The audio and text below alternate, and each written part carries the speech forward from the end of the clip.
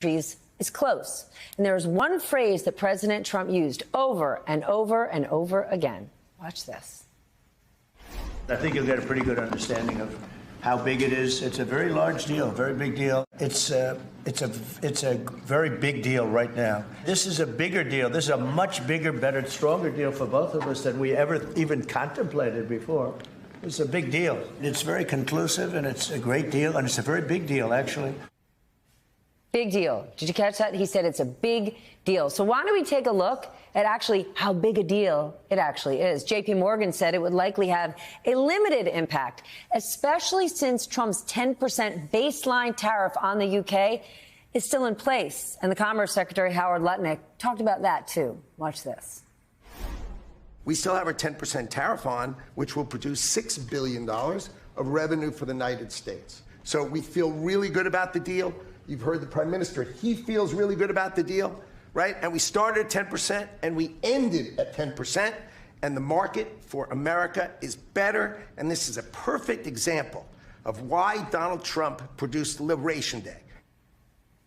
There's a lot to unpack here. First, if you are wondering why Fed Chair Jerome Powell did not cut rates yesterday, I want you to look at that 10% tariff that remains on the UK. That is triple what it used to be.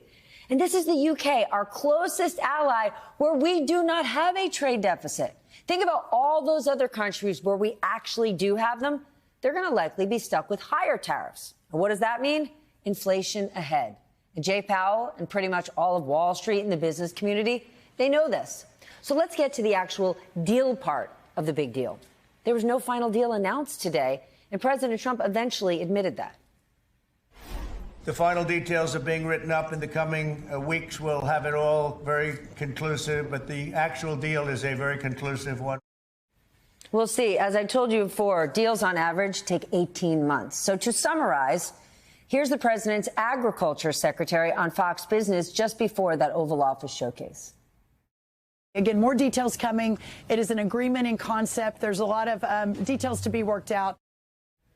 It is a concept of a deal. Does that sound familiar? Well, according to my sources, this thing is pure theater. And the sources I am talking about are Wall Street investors, many of whom voted for Trump, many of whom are willing to stand up and give him a standing ovation and pat him on the back if it means we can get out of this trade war and get back to the tax cuts and deregulation they want. But even those guys looked at today and said it was just a show.